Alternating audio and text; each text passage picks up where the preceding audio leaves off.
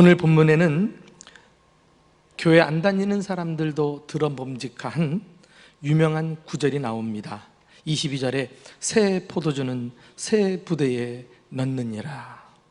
예수님께서 하신 말씀입니다. 왜 예수님께서 이 말씀을 하셨는가? 우리는 예수님께서 서기관들과 바리새인들에게 둘러싸여서 계속해서 예수님이 하시는 일마다 시비를 거는 모습을 살펴보고 있습니다.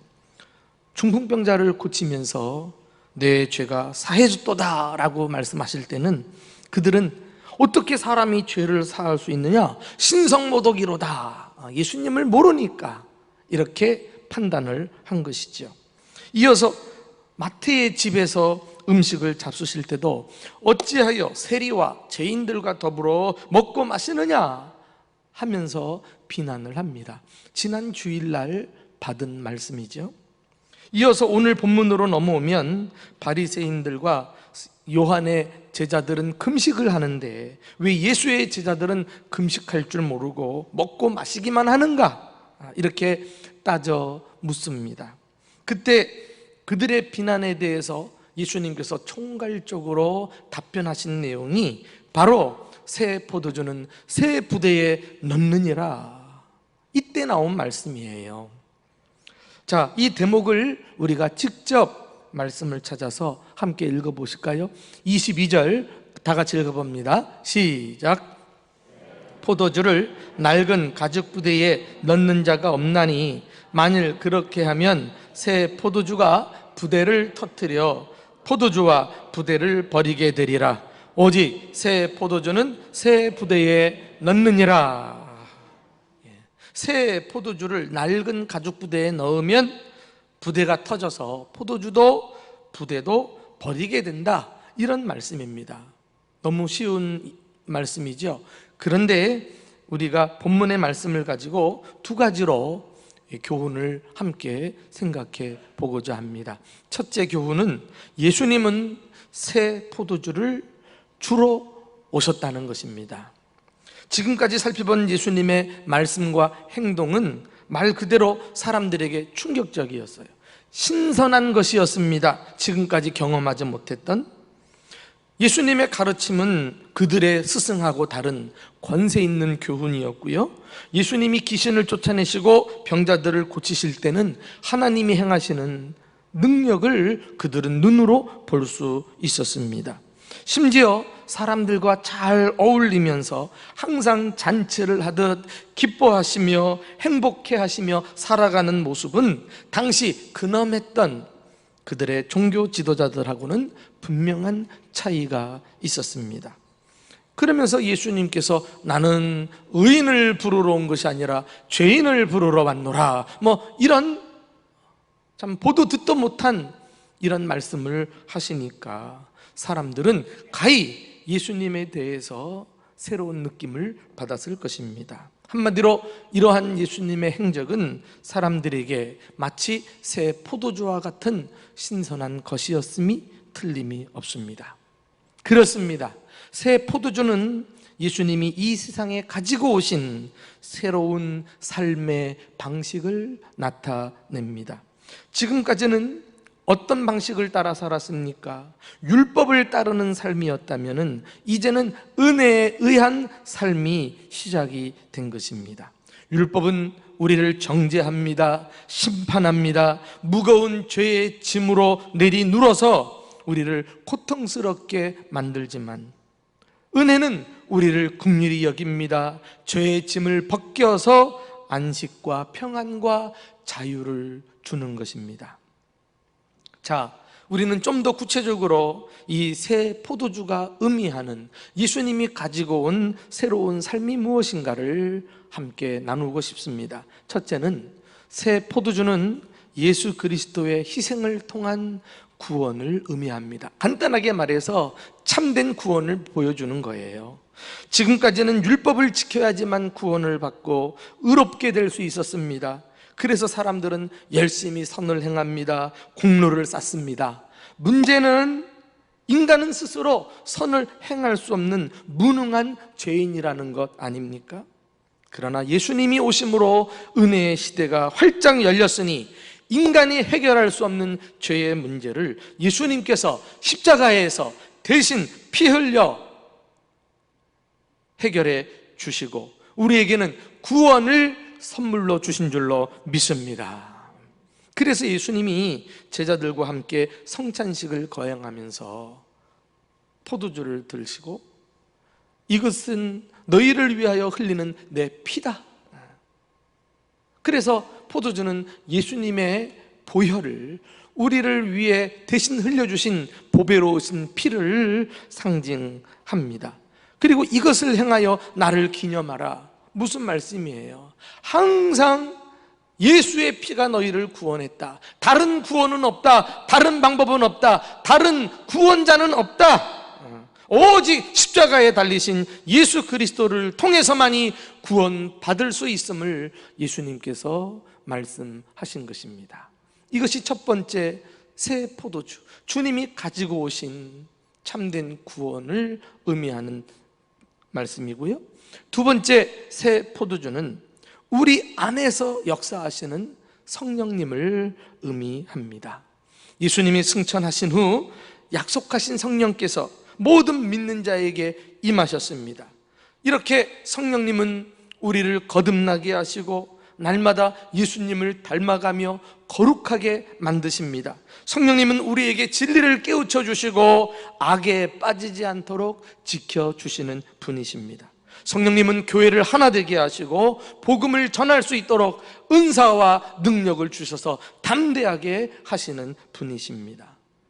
이것을 보면은 구원받은 이후에 우리의 삶은 어느 것 하나 성령님과 상관없이 되어지는 것은 하나도 없는 것입니다. 다시 말하면 예수 믿는 사람은 내 힘으로 사는 것이 아니라 새 영, 성령으로 사는 자들임을 믿으시기를 축원합니다.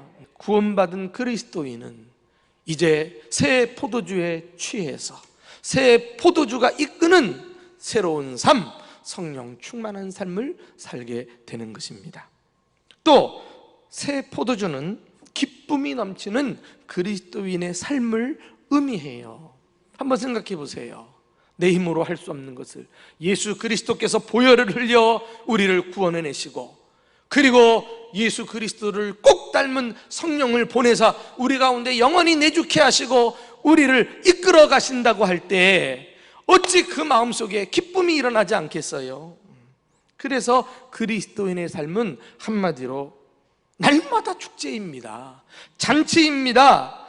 기뻐하는 삶을 살게 돼 있습니다. 이러한 하나님의 전적인 은혜로 되어진 놀라운 일을 생각하면 슬프다가도 즐겁고 불행하다가도 행복하다는 사실을 깨닫는 것이 우리 그리스도인입니다. 이러한 기쁨은 절대로 세상에서 얻을 수 없어요. 세상의 기쁨은 일시적입니다. 조건적입니다. 환경이 좋아야 기뻐하는 거 누구든지 다 알 수 있잖아요.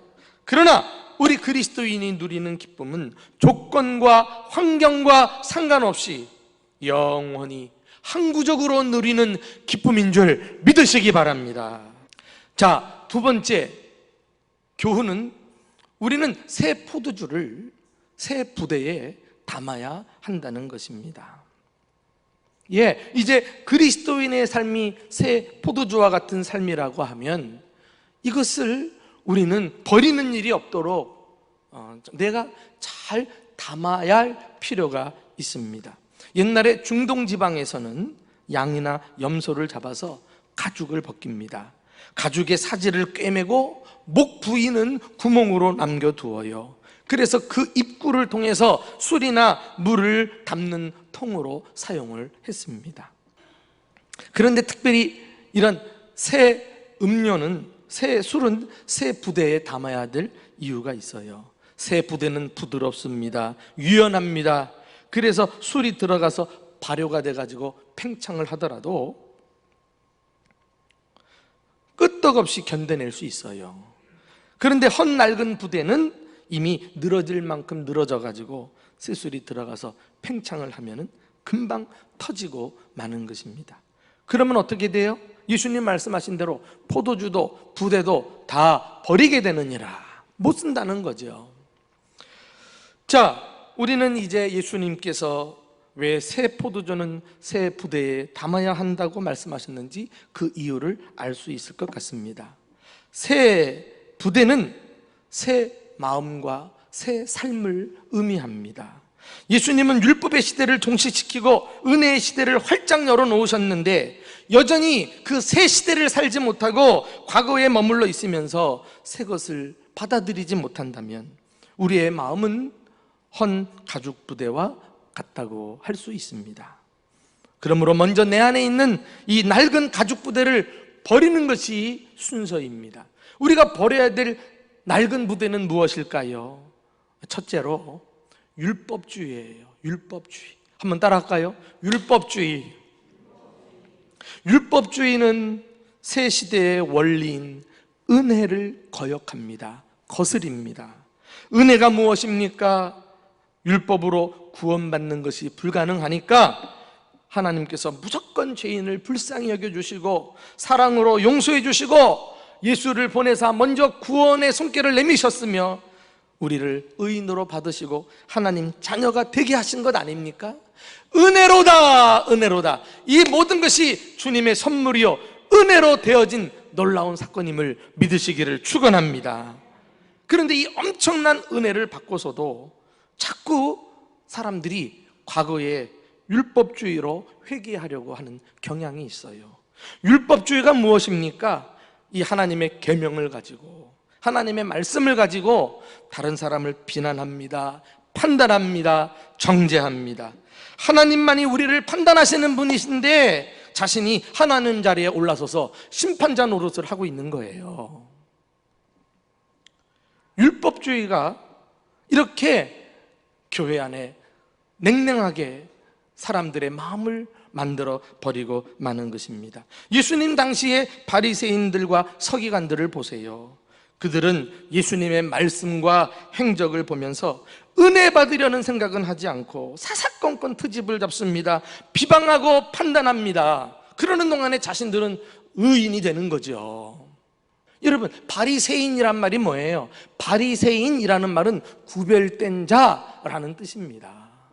나는 세상과 구별하여 하나님을 섬기는 자다. 좋은 의미에서 시작이 됐는데 나중에 여기에 율법주의가 덧보태가지고 이제 이 바리새인들이 사람들을 정죄하고 우리만 옳다 이런 의미로 사용된 것입니다.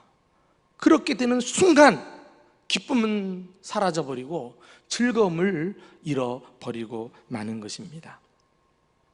두 번째는 우리가 버려야 될 낡은 부대는 전통주의예요. 전통주의. 한번 따라합시다. 전통주의. 여러분, 전통은 귀한 것입니다. 유구한 역사와 문화는 선진들이 물려준 소중한 유산이에요. 그 유산과 업적 위에 우리가 다 풍요를 누리고 사는 것 아니겠어요? 우리 교회도 64년이라는 전통을 가지고 있습니다. 이 전통을 쌓아가기까지 얼마나 많은 우리 선배들의 수고와 희생이 있었을까요? 그러므로 좋은 전통은 잘 보존하고 지켜나가야 할 것이 틀림없어요. 그러나 전통주의가 되면 안 돼요. 이것은 맹목적으로 옳고 그름을 분별하지 못하고 전통을 고수하는 태도를 말합니다. 과거의 틀에서 벗어나면 큰일 날 것처럼 새로운 것을 거부하는 폐쇄적인 사고방식이라고 할 수 있어요. 그래서 전통주의를 또 다른 말로 말해서 고정관념이라고 이야기합니다.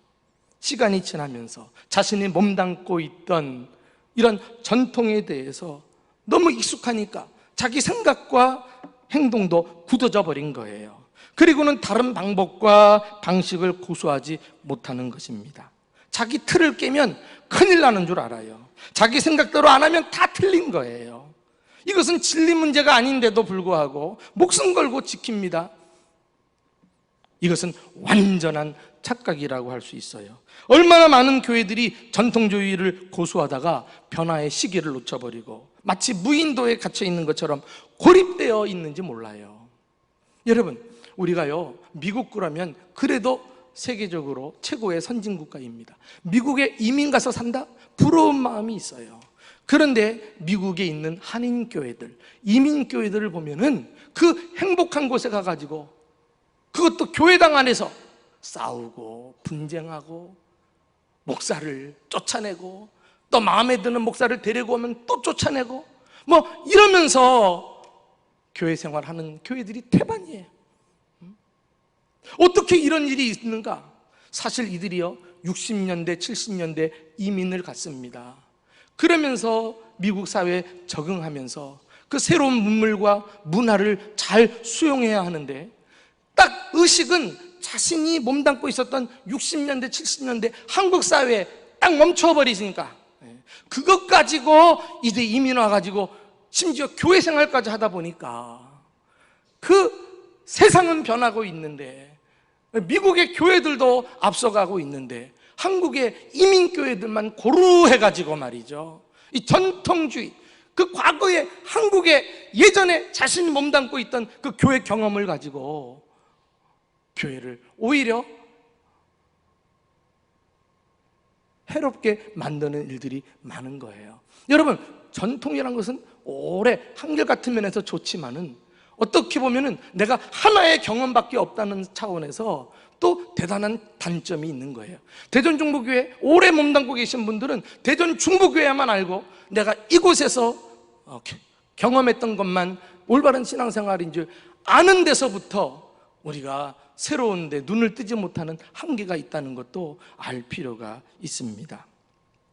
이전에도 내가 말씀드린 적이 기억이 나는데 이 전통주의는 나이와 상관없어요. 이 시간에 어르신들을 제가 탓하는 게 절대 아니에요.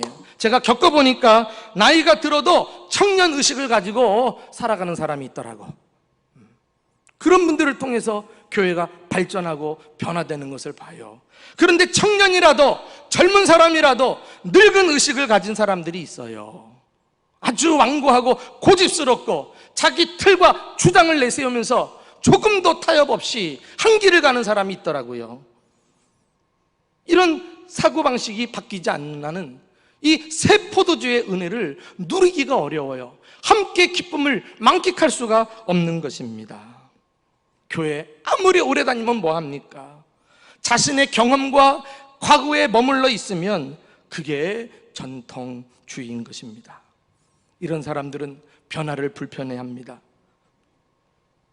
오래된 포도주와 낡은 부대로 만족하는 사람입니다. 옛날 바리새인들이 그랬어요. 예수님이 율법을 가르치시면서 전통을 깨고 새롭게 말씀을 적용하셨을 때 그들은 온몸으로 저항을 합니다. 예수님이 죄인들과 식사하는 것도 못마땅해가지고 어떻게 저렇게 날마다 먹고 마시며 죄인들과 함께 할 수 있느냐. 메시아는 그런 사람이 아니다. 딱 고정관념 아니에요? 자기 생각을 내려놓지 못하고 잘하는 사람들을 비난하니 이런 부당한 일이 어디 있습니까? 또 세 번째로는 우리가 버려야 될 낡은 부대가 공로주의예요. 공로주의. 따라합시다. 공로주의. 공로주의는 자기 의를 스스로 드러내는 것이죠.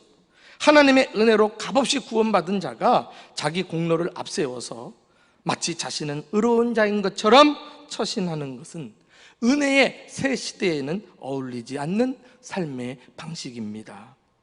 우리는 항상 자신이 행한 일에 대해서 인정받으려고 하고 사람들 앞에서 높임을 받으려고 하는 경향이 있어요. 거기서 만족을 얻으려고 합니다. 그래서 오늘 본문에 보면은 바리새인들은 금식하는데 왜 예수의 제자들은 금식하지 않느냐? 뭐 이것 가지고 또 시비를 거는 것을 볼 수가 있잖아요. 금식은 참 아무나 하지 못하는 경건한 삶입니다. 잘하는 것입니다. 적어도 바리새인들은 일주일에 2번, 월요일날, 목요일날 꼭 시간을 정해놓고 금식을 했거든요. 더 많이 하는 사람들도 있었고 또 그들은 하루에 3번 시간을 정해놓고 기도했단 말이에요. 그런데 이렇게 참 좋은 동기에서 시작한 신앙인데 그들은 이것을요 자기의 의를 드러내고 자기 공로를 내세우는 일로 사용을 했다니까. 그래서 예수님께서도 이 바리새인들의 신앙생활에 대해서 질타를 하셨어요. 너희들은 금식을 하면서도 사람들에게 보이려고 얼굴에 수심이 가득 차서 하는도다. 쇼지 쇼. 차라리 기름 바르고 깨끗한 모습으로 금식 안 하는 것처럼 금식하라는 말씀이에요. 그들은 기도를 하면서도 시장 교차로에 서가지고 사람들 보는 데서 큰 소리로 손을 들고 기도하는도다. 주님이 그런 가증된 자기 공로를 내세우는 이런 신앙생활에 대해서 주님이 지적을 하셨어요. 그래서 공로주의를 껍데기가 없는 형식주의, 내용이 없는 외식주의라는 말로도 우리가 사용합니다. 성경을 보면은 예수님이 새 포도주를 가지고 와서 우리에게 그에 걸맞는 새 삶에 대해서 요구하실 때 이런 비유를 들었어요. 어느 종이 주인의 밭에서 하루 종일 일하고 왔는데요, 주인이 수고했으니 와서 이제 저녁 같이 먹자. 어서 내 먹을 것을 준비해라. 뭐 이렇게 말하는 주인이 어디 있겠느냐. 너는 내가 먹을 때 수종 들고 내가 먹은 후에 그 다음에 네가 먹든지 말든지 해라. 종이 주인의 명대로 다 했다고 해서 주인이 종에게 감사하다고 말하겠느냐? 이런 말씀을 하셔요. 이게 종이란 말이죠. 이게 종의 그 위치란 말이죠. 그러면서 예수님께서 그 다음에 결론을 뭐라고 말했냐면은 누가복음 17장 10절이에요. 누가복음 17장 10절 시작. 네, 종들은 주인으로부터 명령받은 것을 다 행한 후에 내가 이만큼 했으니까 보상이 있겠지, 내가 이만큼 했으니까 그렇지 않은 사람들보다 나를 높여주시고 인정해 주시겠지, 그렇게 할 수 없다는 거예요. 다 행한 후에 종이 유일하게 할 수 있는 말은 나는 무익한 종입니다. 마땅히 내가 해야 할 일을 했습니다. 여기 무익하다는 말, 무익한 종. We are unworthy servant. 나는 무가치한 종입니다. 나는 쓸모없는 종입니다. 칭찬받을 자격이 없습니다. 주님이 이 사실을 우리에게 강조하는 거예요. 그렇습니다. 예수님이 우리에게 원하시는 삶은 자기를 드러내는 것이 아니라 은혜로 구원받았으니 겸손히 섬기면서 그 은혜를 갚는 삶인 줄 믿으시기 바랍니다. 이 공로주의가 한국교회를 다 망쳐놓았어요. 교회 직분이 명예직이 되고 말았어요. 세상의 명예처럼 교회 안에서도 직분 받아가지고 어깨에 힘주고 자기를 드러내려고 해요. 그래서 직분 안 받았을 때는 겸손하고 그리고 참 온전히 잘 섬겼는데 직분 받고 기간에 무슨 장만돼도 목에 힘준단 말이죠. 여러분, 교회 오래 다니면 저절로 직분 받습니까? 어느 교회가 그런 교회입니까? 그런 교회는 인간적인 교회예요. 누구든 직분 받기로 결정되어 있는 사람은 없는 거예요. 매 순간 성실하게 예수님 말씀대로 성도들을 섬기고 교회를 위해 묵묵히 섬기는 걸 주님이 보시고 때가 되면 주님이 높여주실 줄로 믿습니다. 사랑하는 교회 여러분, 이제 이 율법주의, 전통주의, 공로주의에서 벗어나면 우리는 비로소 주님이 원하시는 새 부대를 가질 수 있습니다.